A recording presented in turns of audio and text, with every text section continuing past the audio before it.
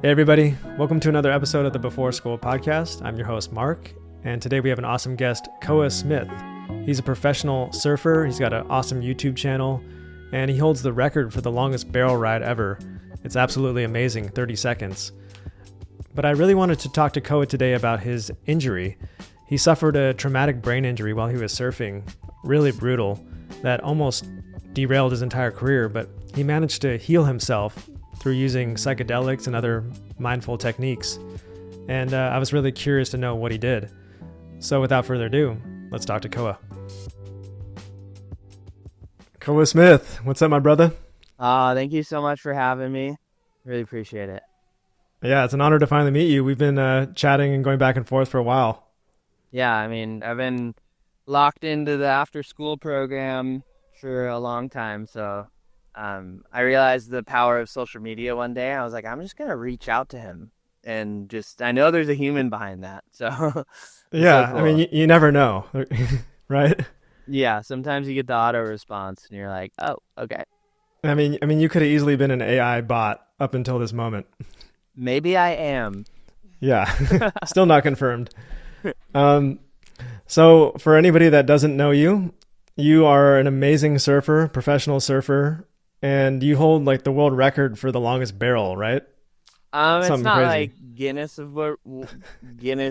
Book of World Records confirmed, but at the time it was like one of the craziest barrels, and I was fortunate enough when GoPro made a good enough camera to enjoy the playback quality. I had one of those cameras in my mouth, so you can check the whole experience out and relive it, and I think that kind of like changed I don't know, what was possible in surfing, which was really, really beautiful. Yeah, I watched that video before this conversation like 10 times, and I don't surf. I've tried it a few times, but like when I watched that video, I was like, oh, okay, this is like a God experience or something. Like, what is it like being in a barrel? I think you nailed it on saying it's a God experience. It's one of those unexplainable moments where you kind of just disappear. Maybe like the deepest meditation, because you're analyzing everything. You're analyzing the lip. There's just so many factors you're focusing on. And you finally worked so hard to get there, and you just can't make a mistake then. So by focusing on so much, you kind of like disappear. And it gives you this feeling after where you're just exploding with energy. And also, you don't really remember what happened, which is an interesting one. Like you have a couple specific moments, but other than that, it kind of disappears. And it leaves you with this feeling, which is, you just keep wanting that feeling, you know? That's amazing. Yeah, I kind of, I've always lived near the ocean, and I see surfers. It's like such a production, right? They got to like get their car, they got to bring their boards out, they got to get dressed. And it seems like it takes like half your day, and then you catch a wave for a few seconds. And for me, I kind of was like, oh man, it seems like a lot of work. But then when I see your barrel, and especially from the perspective of the camera, from your firsthand perspective, I'm like, okay, it's like time just disappears for that 1 second or that period. And it's like, you are just one with nature, and pretty amazing. Hard to describe. For sure. I mean, just being able to be out in nature and away from your phone and reading the ocean, it's super elusive, like snow or skate, like that ramp is always there, but we're showing up and just hoping we get one chance at that ramp, and the waves are different every single time. So it's an active meditation for sure. I mean, I've been thinking about, I'm super into meditating myself, and with meditating, you have a mantra, right? Something to focus on. And you're focusing on that mantra, and then you're noticing when you're drifting in and out of thought, and you're not focused on the mantra, and then you bring yourself back to that present moment. In surfing, doesn't matter if you like meditating or not, you're doing it because you're sitting in the ocean and you're drifting into thought, and then that wave comes in and that pulls your focus in 100%, and then you're riding that wave, and then you kick out and you're kind of back into thought, but it left you with that moment of connection and clarity. And I think that's the feeling that people love about surfing. And when you're starting surfing and you're catching a wave and you finally stand up, that feeling is the same feeling that I'm chasing, but I just have to go to bigger waves and longer barrels and more extreme. But yeah, it's so beautiful. Yeah, you reminded me of there's a section in the book The Power of Now by Eckhart Tolle where he talks about why people love extreme sports, and it's because when we're finally able to be present, it's so magical and so enchanting that it almost becomes like intoxicating. It's like an addiction, because we're always like ruminating on the past or the future, and we have anxiety about the future, or we have like depression about the past. But if you can kind of just be present for a moment, it's just so amazing. And when you're jumping out of a plane or skydiving or in a wave, for that brief moment, you are like completely present, and it's just like all your problems just melt away. I think that also has to do with feeling fear. Um, when you're skydiving or if you're a dirt biker about to hit a big jump, or for me when I'm surfing, there's this fear that I feel, but then there's the overriding and the trust. The I don't I'm okay with the outcome, and I'm not going to let this fear, this future potential affect the way I live my life. And I just just surrender and jump.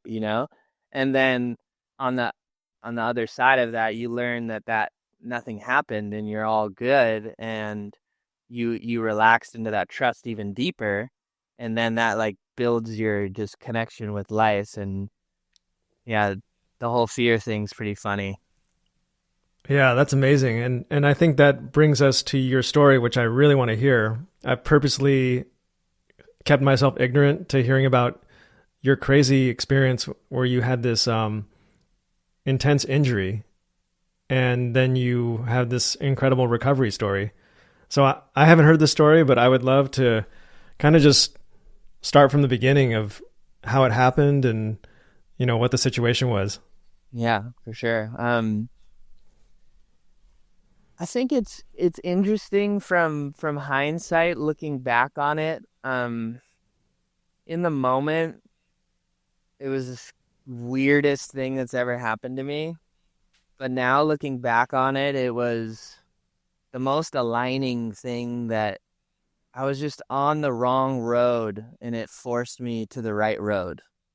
Through a lot of self-discovery and trust and overcoming and pain and all that stuff. So it's really, really interesting how life can knock you down, but it's knocking you in to the right place. It's just so interesting. But um actually the video that you watched of me getting the barrel, that's like in Namibia.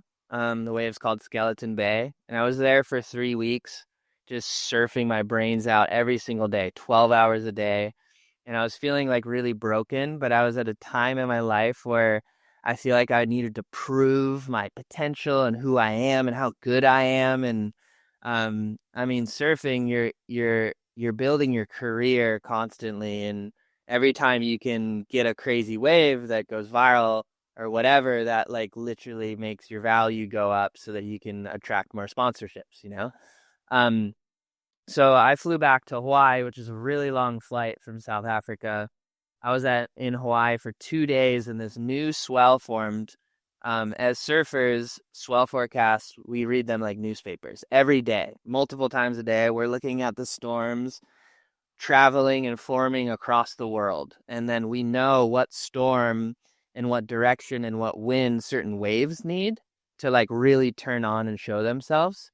And in this specific case, there was one of the biggest swells ever going to this wave that was like this crazy wave. It's called Nias, and deep in Indonesia, like far away from Bali, far away from hospitals. And I was like, I gotta go. Like, this is my moment. Like, I'm riding this high. I just gotta push through. And even though my body was broken, I was like borderline sick.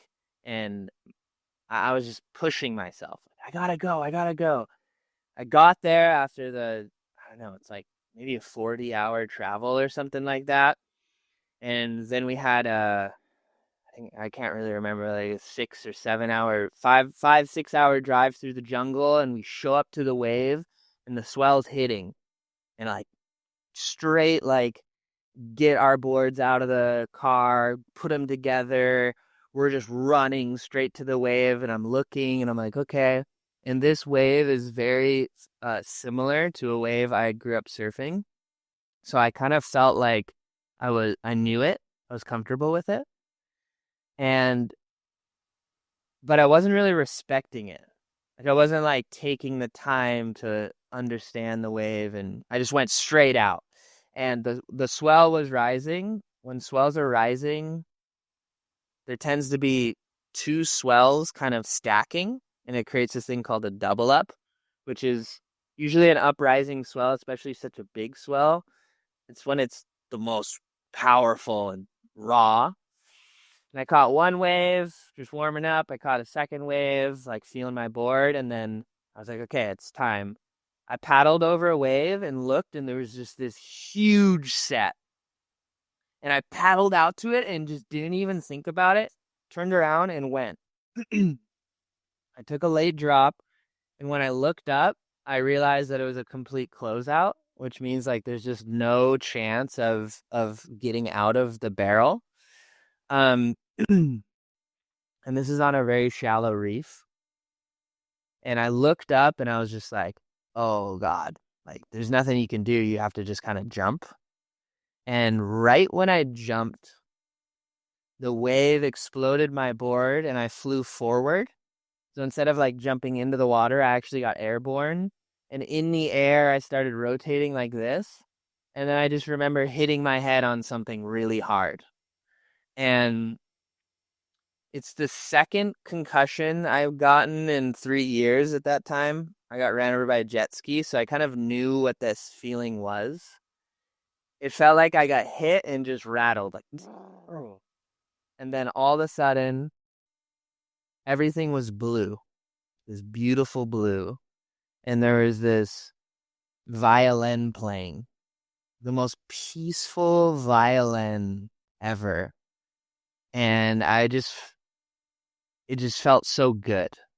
It felt so good. And have a memory of looking down and being over the bay. I could see my friends in the water. I could see the boats in the channel.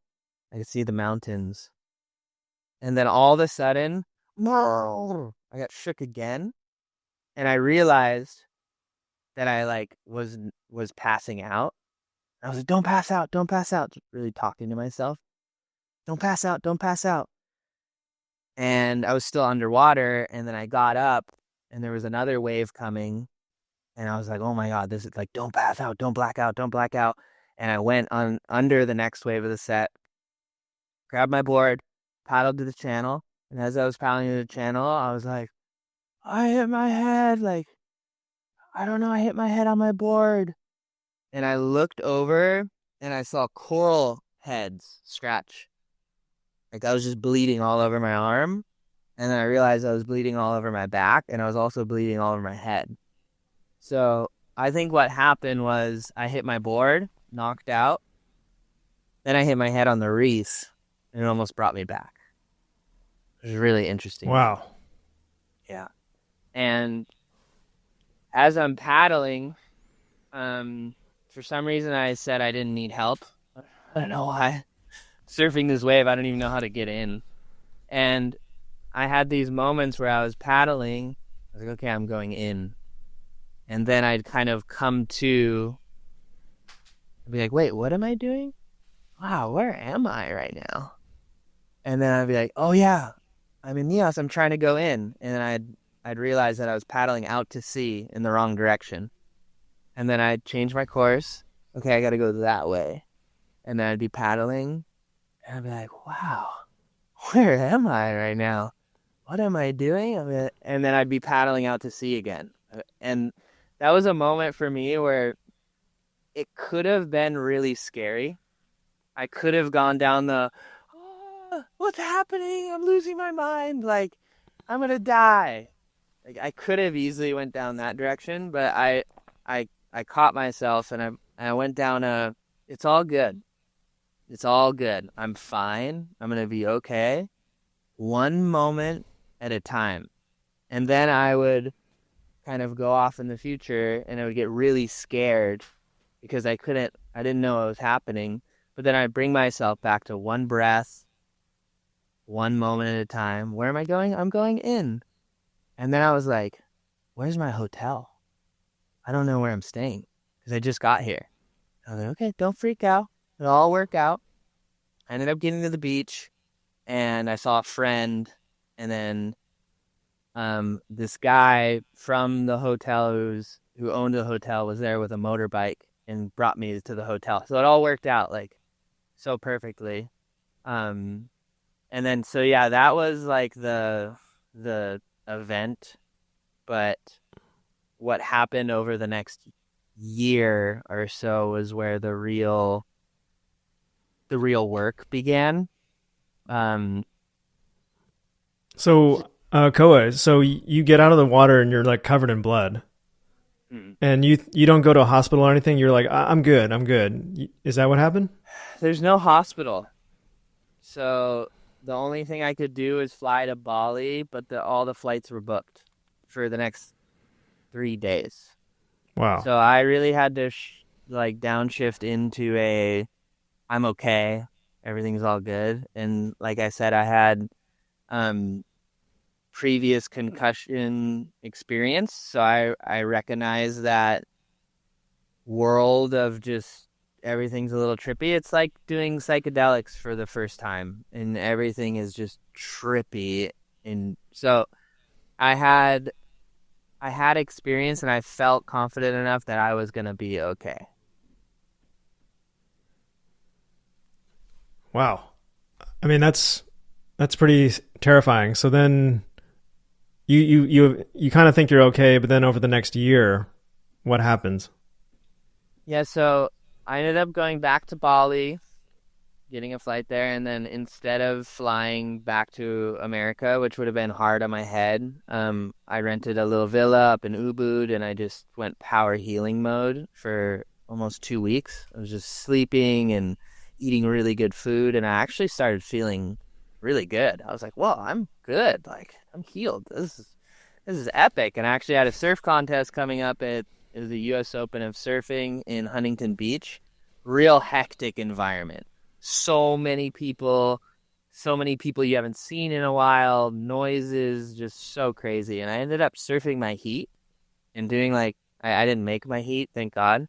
But I came in, and I just remember I was having a conversation in the competitors area, and there's so much overstimulation.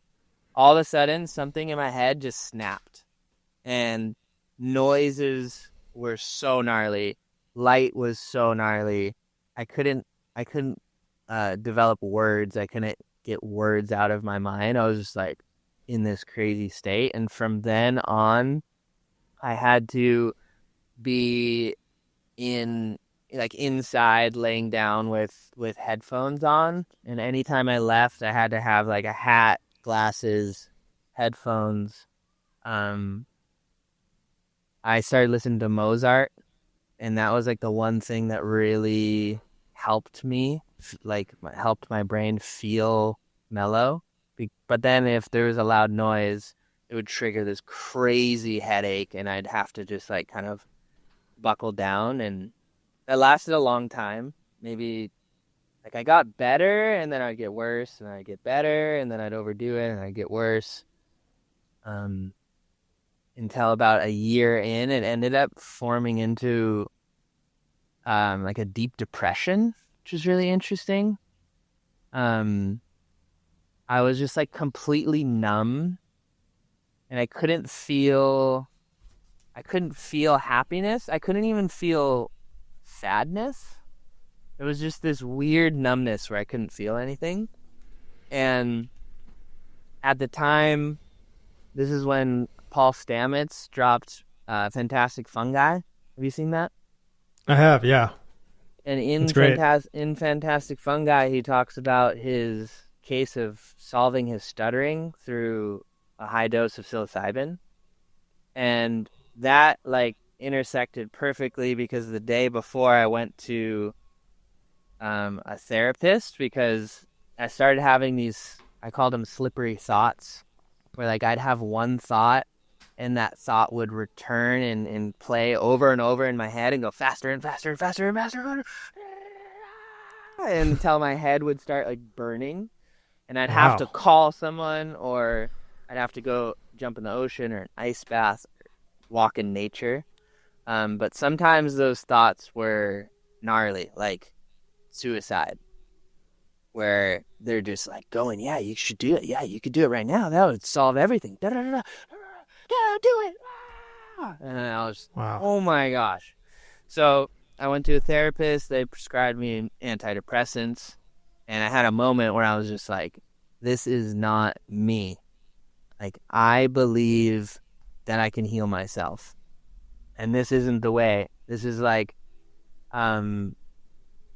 I remember reading a book about your gut health, and the guy had an example of when you see a tree that has brown dead leaves, you don't paint the leaves green again. That's not going to solve anything. It's going to look nice for a little bit, but sooner or later, you're going to realize that that leaf is still dead. And to fix it, you need to go down to the roots, check the soil, how's the water doing, how's the sunlight factor. So that stuck with me, and I remember like, no, okay, I need to go to the roots on this one. And after watching Fantastic Fungi, I was like, okay, I know what I need to do. I'm going to go off the grid, camping. I went with my brother. We went to a place on Kauai where you hike in for 11 miles, and then we spent 3 days there. And just the disconnection from the phone, from the to-do list, the constant just needing to be somewhere and do something is already like you're just in this natural, really healing flow. But I went with the intention of doing a high dose of psilocybin and seeing what was happening with me.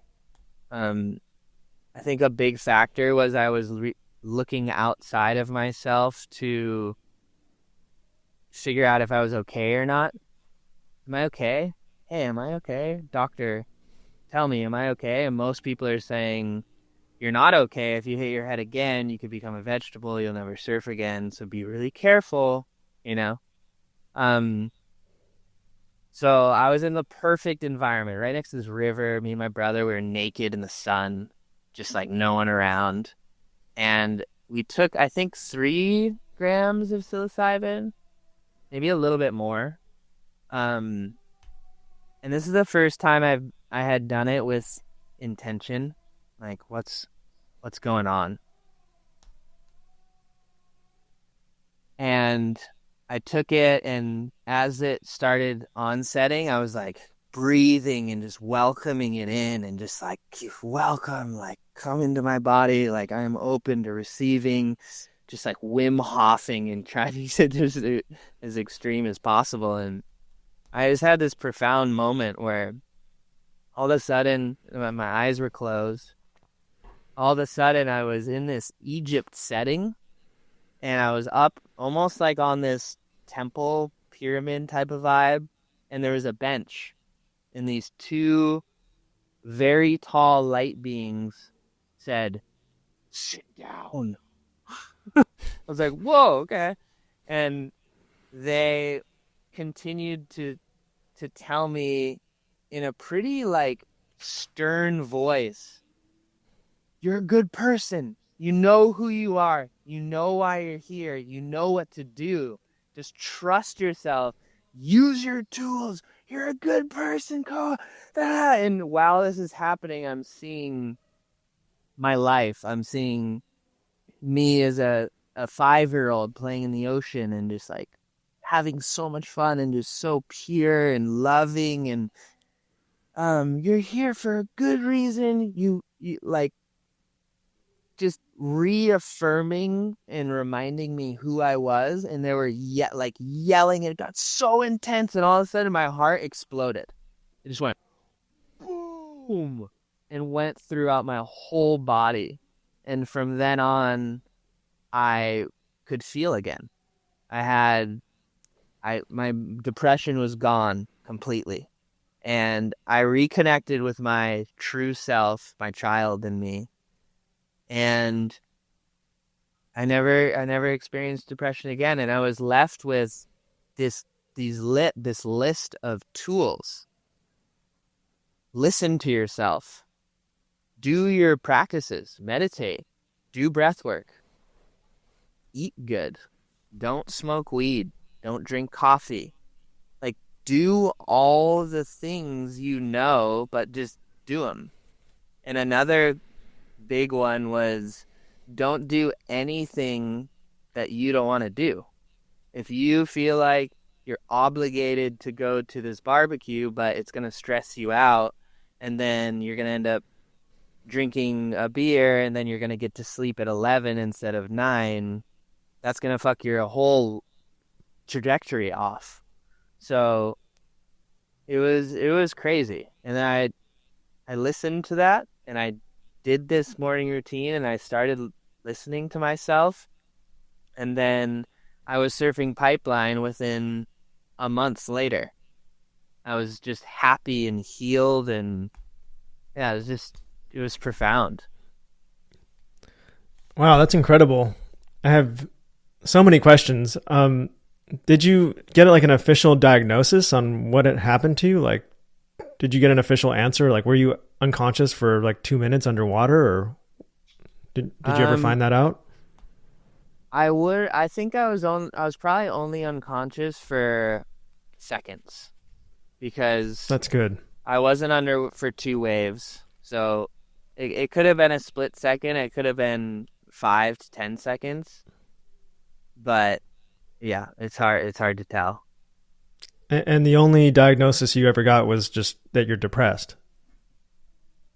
I had an experience where I went to a hospital and I was concussed, so I wasn't thinking very clearly. But the person told me that they didn't want me to get an MRI because if I saw that nothing had happened, then I would go surf and put myself in danger. So they sent me away without even having like a chance to figure it out.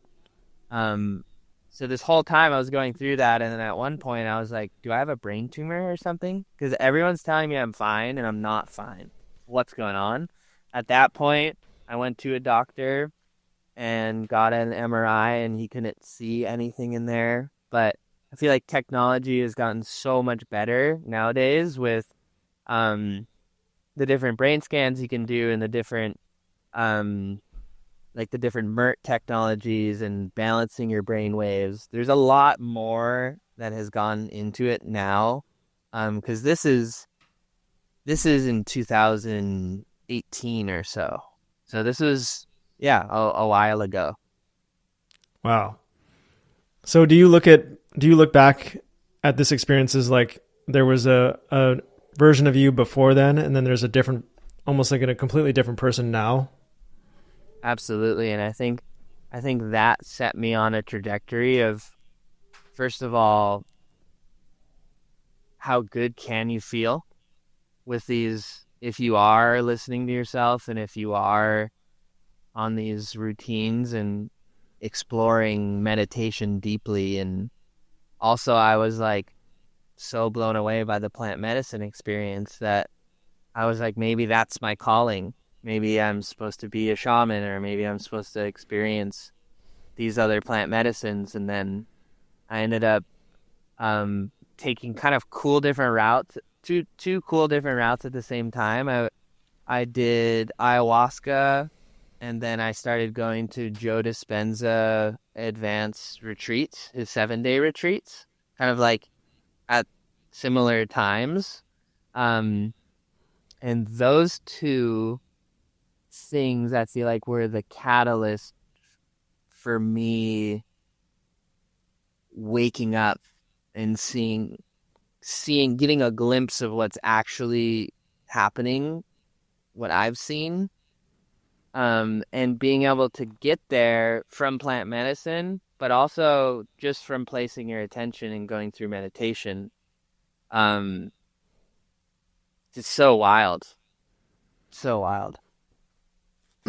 Yeah, that's amazing. I'm a fan of Joe Dispenza. I was initially, when I discovered him years ago, I was skeptical of him. I was like, is this, what's his credentials? Like, is this guy a snake oil salesman? But I have to say, Joe Dispenza is like the real deal. Like his stuff, it really works. And yeah, I have to like eat my initial words because he's amazing. Yeah, have you experienced one of his 7-day retreats before? I haven't, but I guess I'm blessed in that I don't have like an injury where that would compel me to go there. But I have like plenty of family members that I'm like, you should consider going to this. Or I'm sure I could get a massive benefit from going, but I just, it's funny. They say that you need to get uncomfortable before you can act. Because if you're completely content, you're not going to do anything. So it's a blessing, I guess, that I don't feel called to go to one of his 7-day retreats, but I'm not knocking it. I think I've heard great stories from it. I think by going without having a major cause to work on, you can actually go deeper quicker because you don't have these barriers that are holding you back. It's profound. Like day 1, day 2, you're like, am I doing it? Am I doing it? Day 3, you're like, okay, I think I'm doing it. By day like 5 and 6, you're like, holy shit, this is what he's teaching? Like, we have access to these feelings and these, like, having these very, very clear visions and realizations of things and beliefs that aren't serving you, that you've had for your whole life. And you can forgive them, and every time you forgive them, it melts away, and then you get lifted higher, and you have more access, more energy, and it's just so wild that you can take yourself to that place, which is very similar to the realm of psychedelics, but you're driving the ship. When you're in psychedelics, you're the passenger. You're just like, holy shit, this is gnarly.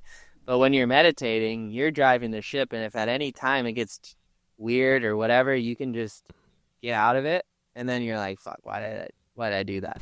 I want to be in that world. What's the possibilities, I am really curious about Joe Dispenza's retreats. Maybe could you summarize, like, what is it like? What's the structure of the 7 days? Yeah, there's a mix of science, which is incredible. The incubator of the 7-day retreat, where the humans they're all eating similar diets, they're on similar sleep schedules, they're all in this room. He's able to do a lot of science experiments with that, and he's constantly telling you what meditation's doing for your blood, what's it doing for your body, what's it doing to your brain, what's it doing to to breast milk, like all this stuff that he doesn't let out to the public. So it's really cool. And then he's like, okay, and we're gonna walk you through and teach you how to do this right now. Close your eyes. You're like, whoa, this is insane. And yeah, like I said, at first you're kind of in a realm of, am I doing this right? And then by the end, you're having these really profound experiences. It feels very primal, and it feels very, very just highest human potential. And since I've done it, my life has just completely changed, because all of a sudden the rules change. Oh, I don't like anything is possible. What do I really want to experience in this life? And what's the sponsoring feeling behind that? Like, do I really want $1 million, $10 million, or do I want this feeling of freedom? And yeah, so by getting clear on the way you live your life, all of a sudden you realize there's these things that don't matter that you're putting so much time and energy on. Like, you don't really need a good car, like a really nice car. You don't really need this status. You can, like, what do you really want, when it's usually pretty simple. Yeah, it's interesting that you said before this incident happened, before your accident, you were constantly rushing and you were just pushing yourself to the limit. So now are you taking much more breaks? Are you resting a lot, or like what's different there? I feel like since then there's been a big unlearning, um, and it just keeps happening and happening. My relationships have changed. My sponsorships have changed. I don't want to work on anything unless it's for the greatest good. And I think I'm even down to the point of, like, because I'm a YouTuber, I usually do weekly videos, but everything is very surf focused. I do bleed in some insights and meditation and that kind of thing too. But the more I'm going down this path, the more I'm like, oh, actually, what is my full potential, and how can I be of service to the greatest good? What do I need to do? How do I need to live? How do I need to practice to be the greatest version of myself, and then share these insights and also be a guide and just inspire people, So I'm on a stage right now that everything has shifted now. It's just like everything that's brought me what I thought was really important is just like, oh, actually, you don't need that, and you don't need that, and you don't need that.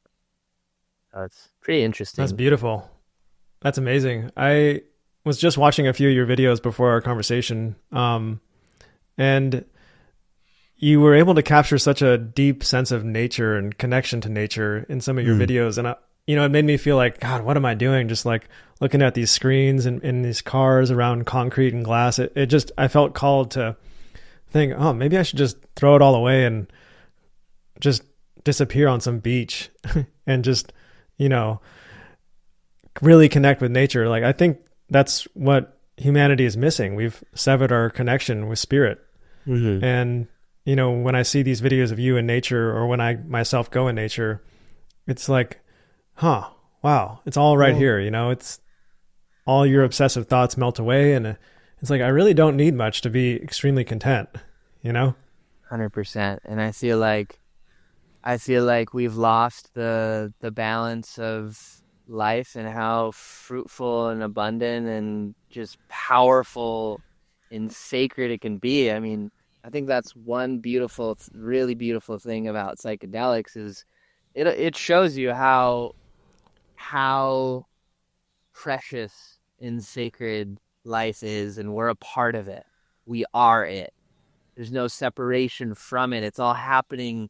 Like, what is going on? And tapping back into that. And I think one thing I've been tripping on is that different indigenous cultures around the world, Hawaii, to be like, I'm born and raised over here, and I just feel like people were so in the flow of life that of course they were speaking to the gods. Of course they were getting these crystal clear visions, because they're living with it. They're moving with it constantly.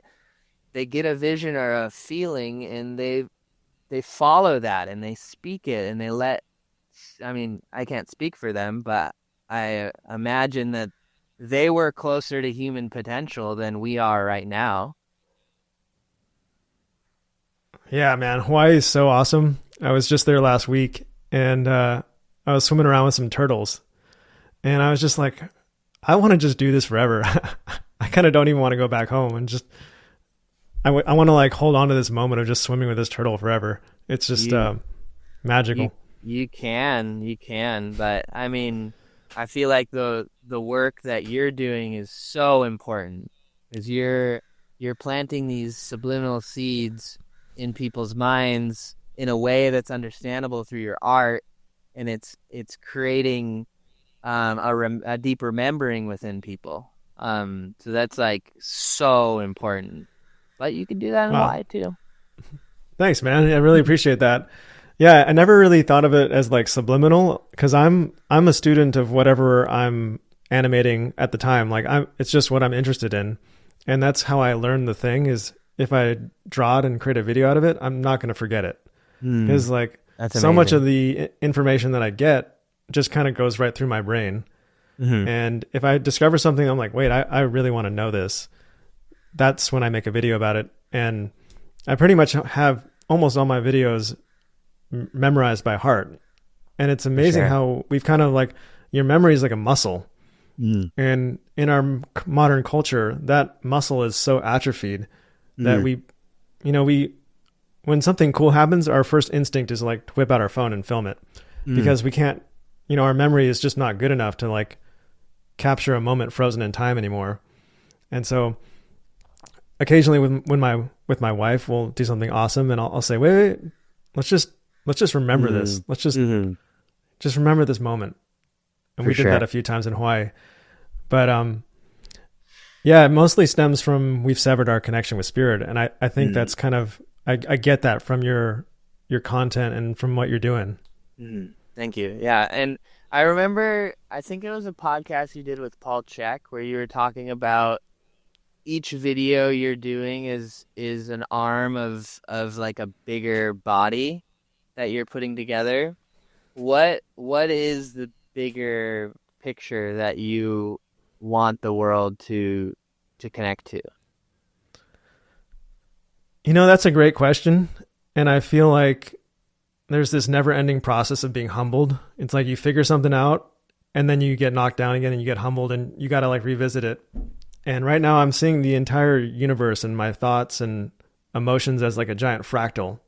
And it's always rotating, very Mm. psychedelic. And right now I'm kind of returning to ideas that I covered before, but from a very different vantage point. Mm. And so I'm actually talking about psychedelics in my latest video, but from a very different perspective of what I used to talk about. I used to be like, yeah, just go out and do them. They're going to Mm. fix everything. It's like the be all end all cure for everything. Mm. And this new video is about be careful of unearned wisdom. Mm. Carl Jung talked about this when he was studying psychedelics. He was very cautious about people doing psychedelics because he thought people would use it as like a shortcut to an enlightenment. Mm. And in that sense, if you don't do the proper groundwork and the proper awareness, it can lead to an inflated ego or mental illness or destroy Mm. your life. And I have seen it happen. Some people use psychedelics as this like justification to start a cult or be this I don't know, this the replace God with themselves. It's like this giant ego is formed. And it sounds like what you've done is really like you did a lot of like the inner work, the Mm. discipline, the healing, the growing before you really did the psychedelic trip. There's a lot of like mindfulness and intention that went along with it. Mm. Rather than, if you just go to Jack in the Box and meet some guy in the parking lot and he gives you some mushrooms and then you go out and like do them at a concert, it Mm. could really destabilize you and, mess your psyche up. Mm.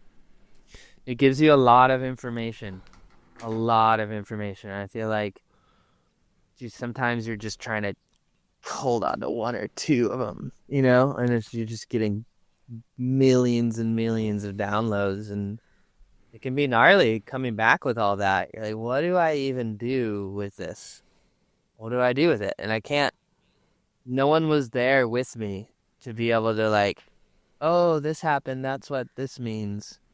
You're on your own, and that can Yeah. be like, that can just shatter your world. I mean, like I just rewatched The Matrix, and it's like, yeah, that. Yeah. The Matrix is awesome. It's, have you heard of Plato's Allegory of the Cave? Mm-mm. So the Matrix is based off of this allegory that Plato talked about, where there was these prisoners that were chained up in a cave, and they were chained so they could only face the wall of the cave, and behind them was a fire. And there was these puppeteers that would have these shapes that would cast shadows on the wall. And they lived their whole life chained to the wall, and they could only see the shadows on the wall. So they thought that that was reality. They thought that was everything.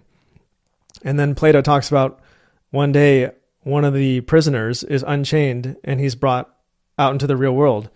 And he's never seen sunlight before. He's never seen flowers or anything. And it's so bright that his eyes, he can't take it. You know, it takes him like a week to get his eyes working.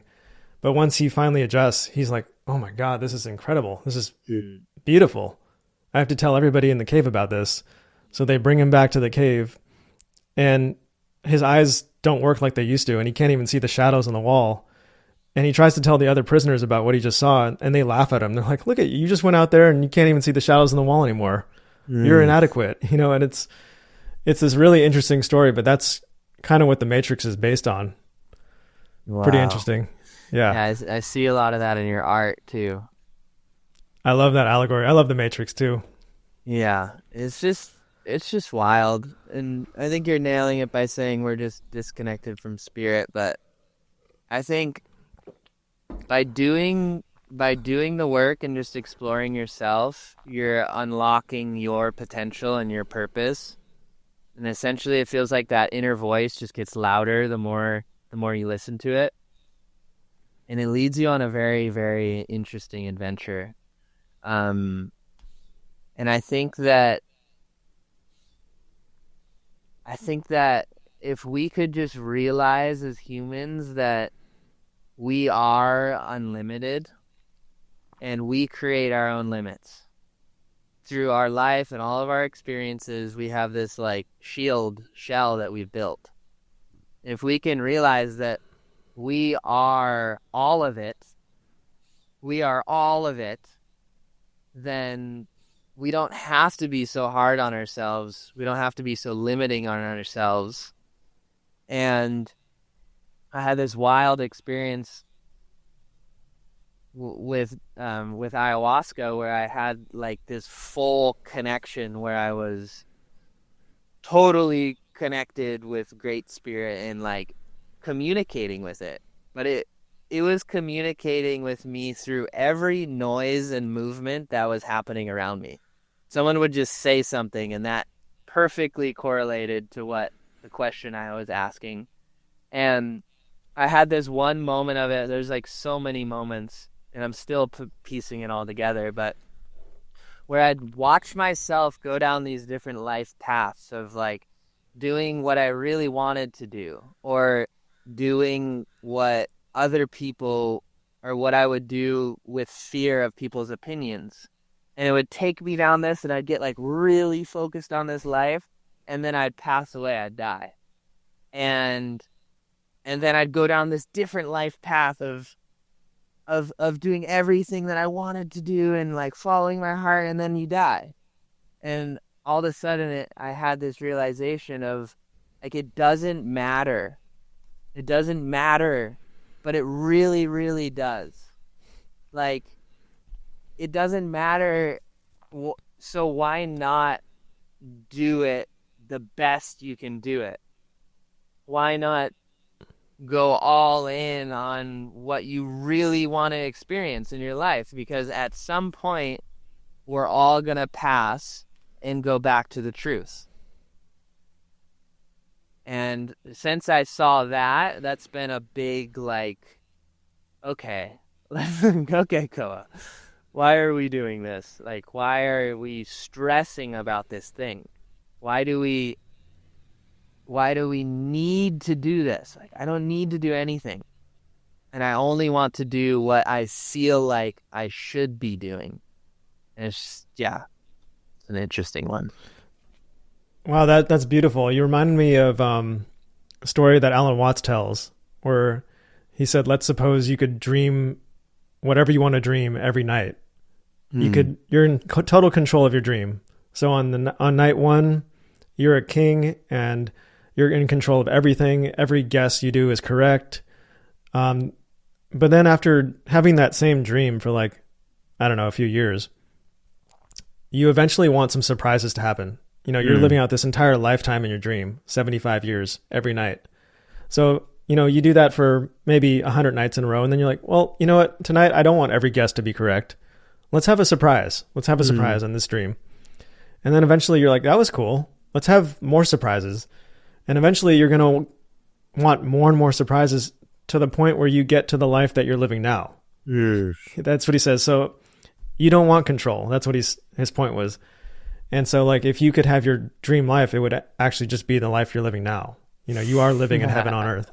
So, I guess if we could just realize that, that life is happening towards you, and like, I don't know, I've always had this picture of like, you're just this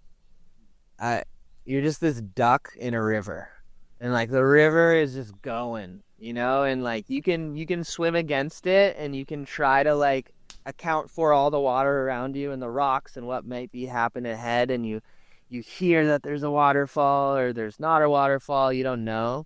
And so I've been trying to live my life in that, where just like sitting back and noticing and appreciating the things that happen to me, because it's not necessarily bad when it seems like it's a bad thing. Like my head injury is an example. I would not choose to not go on that wave. If I knew everything that was happening, I would still go on that wave. And I think that we get so wrapped up in these things that we think are bad or going against what we want to happen, but really it's just like bringing us to something that's beyond anything we could ever imagine. So interesting. That is so interesting. It reminds me of a story that I'm writing about right now from Anna Lemke's book. She writes about the power of radical honesty, and it's kind of about if you tell the truth, even if the consequences are really hard on you, it brings you into alignment with the person that you're meant to be. So she tells the story of this guy who struggles with addiction. He drinks a lot and parties, and he comes from a family of addicts. And one night he's driving home drunk. He gets pulled over, he gets a DUI, and this is going to like ruin his life plans. It's terrible. So he gets the best lawyer. He's pretty well off, so he gets a really good lawyer. And the lawyer's like, I'm going to get you off. Don't worry. All you have to do is go into court and say not guilty. That's all you have to do, and I'll handle the rest. So he pays the lawyer like $5,000, and on the day of his court date, he goes in and he stands in front of the judge, and he's going to say not guilty, but his conscience is just screaming at him. And he gets this huge jolt of, I have to tell the truth. And so he says, you know what? I was driving drunk. And the lawyer that he just paid $5,000 is like, what are you doing? And so the consequences were he lost his driver's license for a year. He had to go to these mandatory DUI classes. He had to pay like thousands of dollars in fines. It really messed up his life plans. He wanted to be a doctor. He had to put that on all his like applications and everything. But 10 years later, he did become a doctor. That incident made him stop drinking. It made him get his life together. It completely changed the course of his life. And he looks back on it 10 years later is like, that was the best moment of my life. Like, I'm so glad that I faced that voluntarily, because who knows where I would have been if I just lied and got away with it. Where would I be? And it's, you know, it's funny, like in retrospect, when you look back at like the most challenging times where you struggled the most, down the road, it's the most beautiful. You know, you look back and you're like, you don't want a life that's just easy and comfortable. You want to adventure. And if your life was a book and you were the author, like, would you want to even read the book you're writing?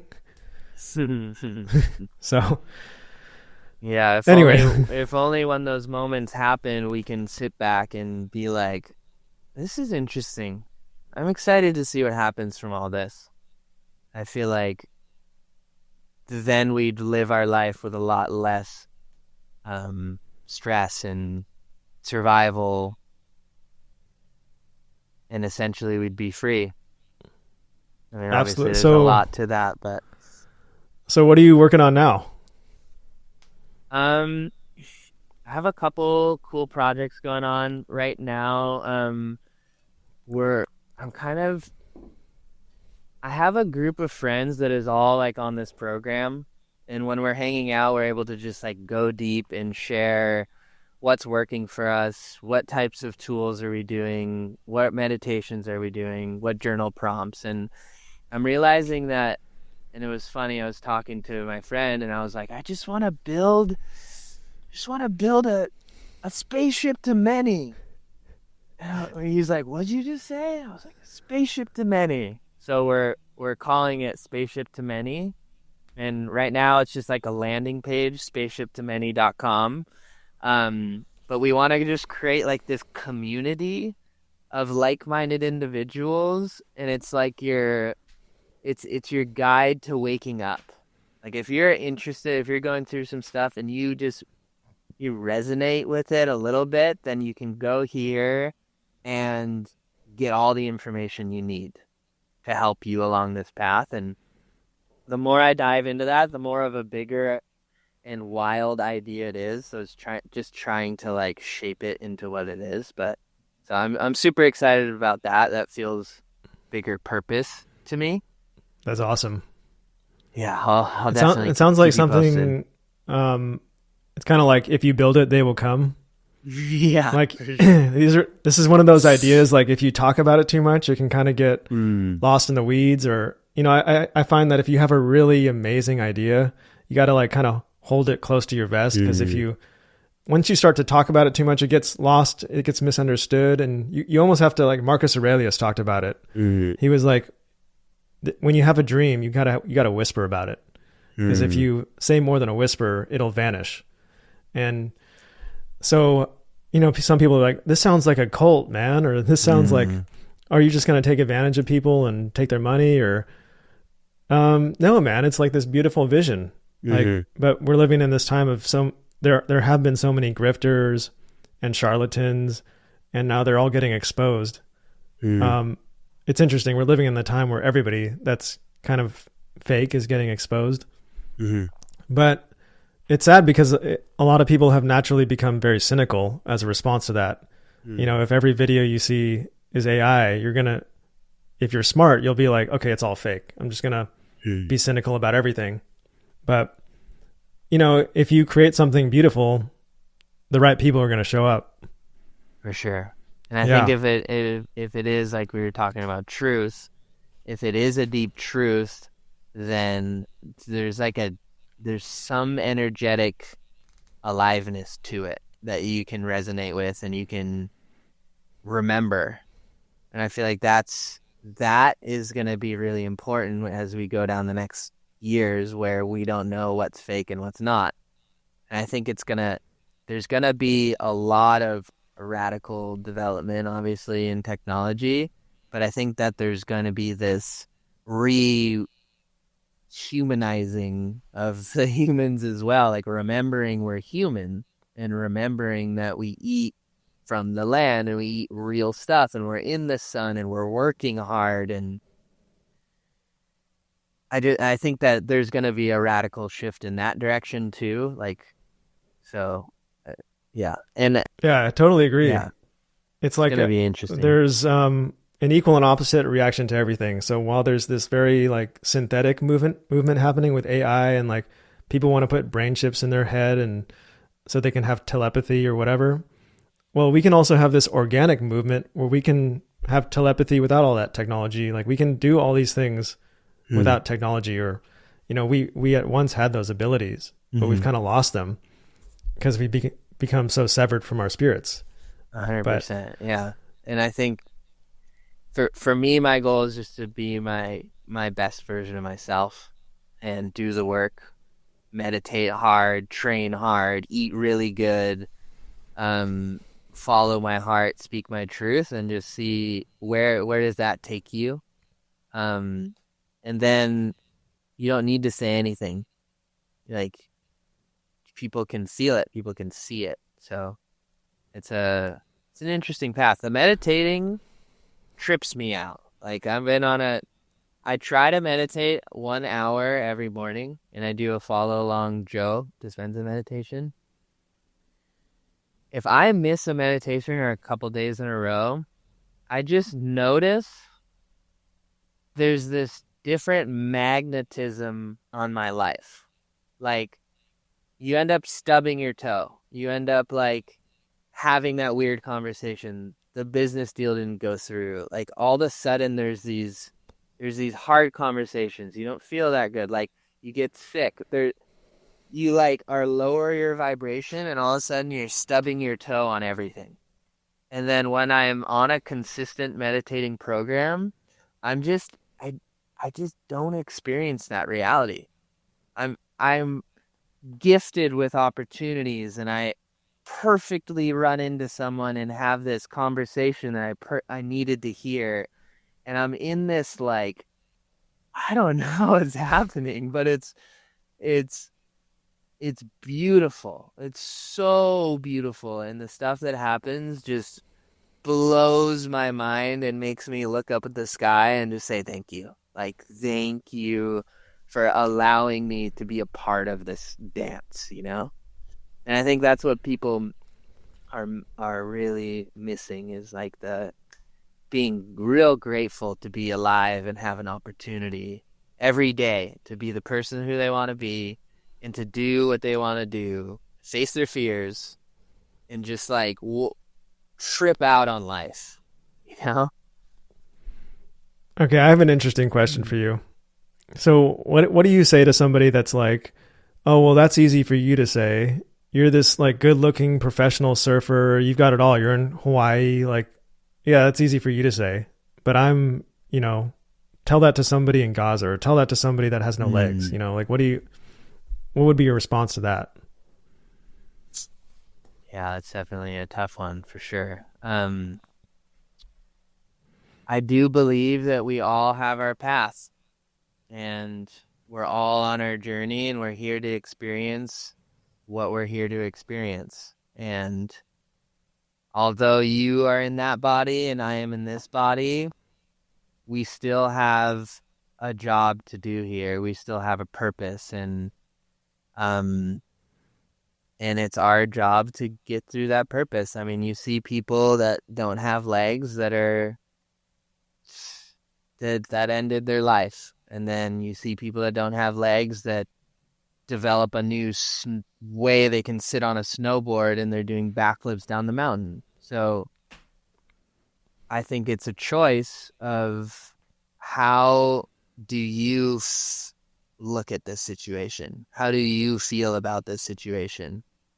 And are you going to allow that to just take over your entire life? Or are you going to learn from that experience and even find appreciation and gratitude for that experience? Because that will build you into the person that you're supposed to be, and that path that you're supposed to be on. So I think that there's wisdom in all of it. You just have to be courageous enough to receive the wisdom.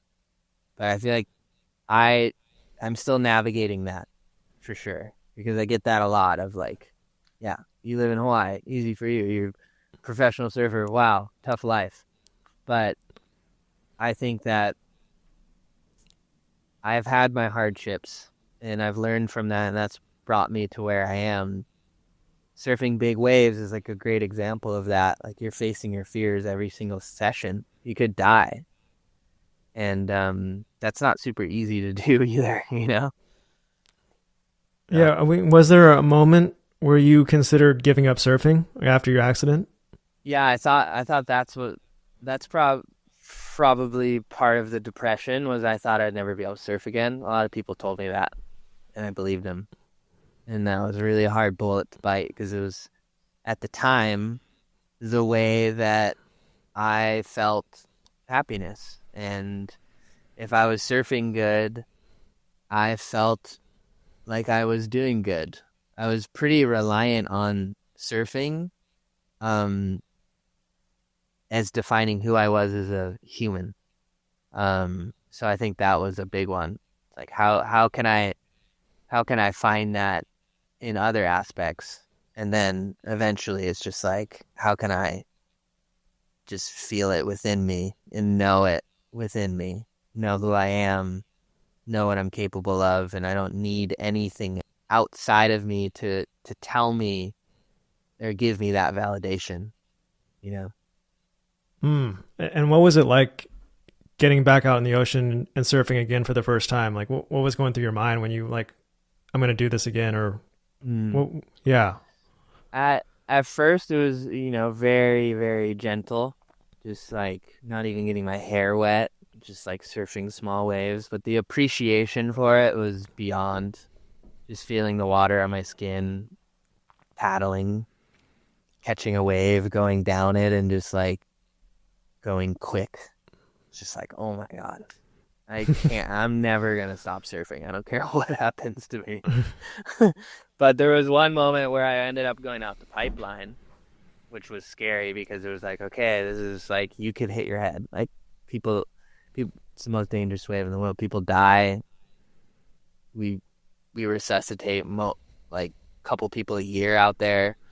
Um, and I just like was in the perfect position for this crazy wave, and everyone couldn't catch it, and I just like caught it, and it was the craziest feeling ever. I felt like it was similar to when the psilocybin experience, where it blew my heart open. It just blew my whole body out.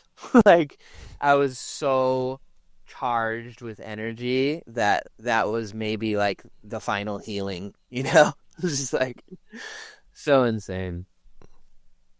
Wow, that's incredible. Yeah, I can't imagine. The only thing I can think that slightly compares to some of the stuff you're saying is I used to do jujitsu, Mm. and getting choked out is kind of like a beautiful experience. Like it Mm. looks bad if you're watching somebody get choked out, but from the perspective of getting choked out, you're like struggling for your life, and then you kind of just wake up and you're like really peaceful. Feels like you just Mm. had like the best nap of your life. Damn, And so you wouldn't tap, huh? You just take you all the well, way there. in the beginning, and now I'm like tap all the time. But Mm. it's funny because I got a pretty bad knee injury in jiu-jitsu. I Mm. rolled the wrong way and it popped the meniscus. But Mm. and after that happened, I was like, I'm done with this. I'm not. And then I was like, wait, I'm not going to go out on those terms. Like I'm going to go out on my terms. Mm. And so I remember going back, I was like really cautious and like just you had to go really easy. And I did it for a few years, but actually now I don't do it anymore because I ended up getting really bad staph infection that like almost ate my arms. Oh, Pretty gnarly. brutal. And I didn't even know. I thought it was poison oak, but it just eats your arms, the staph infection. So And it looked gnarly. terrible. And Yeah. that was during my wedding. So I'm like, I can't even barely touch my wife on our wedding Oh my because I'm God. like underneath my suit is just like You're like, zombie mode. air hug. Yeah.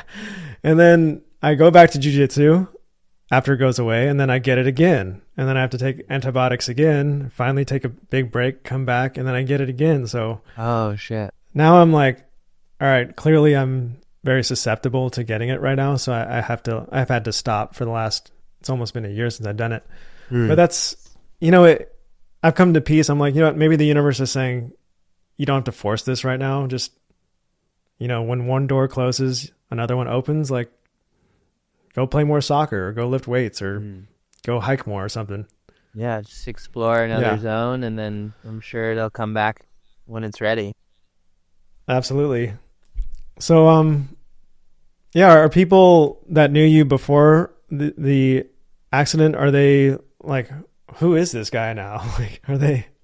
A little bit. I mean, I think that like my core friends stuck with me, but I think the people that weren't super core friends, like it just changes. Like you are growing and evolving and changing, and I think I noticed that mostly with like my friend groups changing, because all of a sudden I don't party anymore, and I just don't even know what to talk to you about, you know?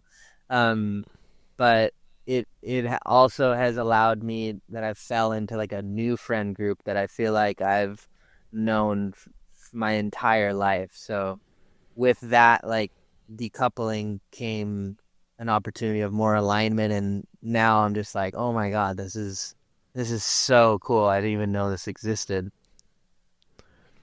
Yeah, it's so important to find a tribe of people that are encouraging you, because Mm. so many friendships that we have are built on wounds, and people, you know, form these bonds because of their problems that they share in common. Mm. And if somebody starts to heal those wounds, that can almost end the friendship. If, Mm. you know, a lot of people get bitter or jealous or envious if you start to like lose weight or something and you're like, hey, being fat and miserable was like our thing together.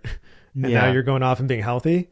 So it's really important to find like a tribe of people that is, it sounds like you found that, like this group that is all encouraging yourselves to get better.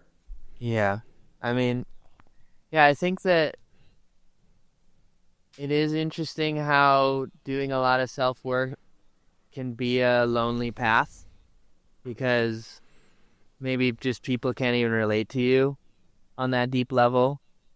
Um, and finding the tribe of people that you can be honest with and like just play around with what's happening. I don't even know how I'm going to say this. Let me just spit this out. Does this resonate?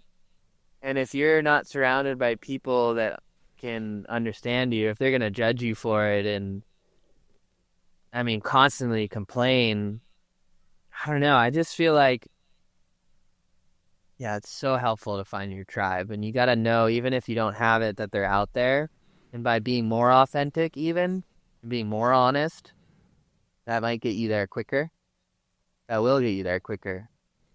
But yeah, I trip out on the mindset of people. I think one of my one of my things that I really work on is like every trying to be aware of every thought, and is it positive or negative, and then just noticing when people just dump on you and talk to you about just, did you see that person? I can't believe they did that. And it's funny. Joe Dispenza talks about, he's like, when people are talking to you about like just whatever, complaining, I want you to put your attention on your pineal gland. And the whole time they're complaining to you, you're just poking your pineal gland. You're putting all the attention there. It's like so funny when people are constantly like like just taking emotional dumps on me. I'm just like, whoa. That's hilarious. Funny tangent. I'm gonna try to do that now. Yeah, it's just like try to make something positive out of what's happening because yeah, yeah. Yeah. Last thing I wanted to ask you, you kind of touched on this, but I'm curious about your daily routine. Like what does a normal day look like for you? Right now it's pretty epic. I through just I call it, or maybe my friends call it getting universed. Like when the universe just pins you down and just moves you around, but then it ends up being the most beautiful thing ever. I got universed, and I ended up on this um back in my home where I grew up on Kauai, and we're on this like beautiful acreage property living in this little off the grid yurt.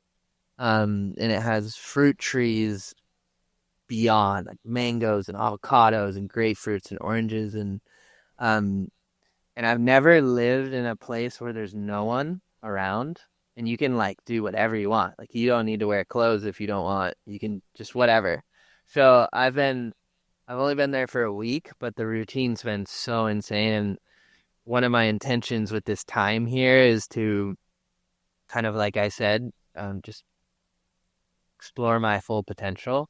And what that looks like right now is waking up and meditating for an hour, Joe Dispenza meditation. And I've been meditating out in nature. So I actually put like some sun protection and like so the bugs don't hit me. I'm like, there's this crazy old Hawaiian rock cropping on our property. I've been meditating in the middle of it, which has been super powerful. Um, and then I've been doing some animal movements, just with my shirt off, just through the property, a bunch of just like bear crawls and like little monkey jumps and that kind of thing. Then I've been foraging on the land, eating mangoes and grapefruit and oranges. And then making a nice coffee or a mud water, um, or just tapping into some work, getting some work stuff done, and then that's pretty much like the morning routine. Trying to get a good workout in every day, and then also just getting in the ocean. I'm big on creativity, like with all my energy that I'm creating. I have a couple different creative projects going on all at the same time, and it's so fulfilling to just problem solve and come up with these ideas. We just launched a new product called Foreign Waters that the branding and everything, we're trying to like encapsulate this, just pretty much everything we've been talking about, but foreign waters meaning like the potential's out there. Like the water's out there, you just need to discover it for yourself. And what the product is like it's like a clean energy caffeine with using paraxanthium. So it's not caffeine, but it's this thing called paraxanthium, which gives you this like euphoric kind of mellow energy. It feels more like a flow state.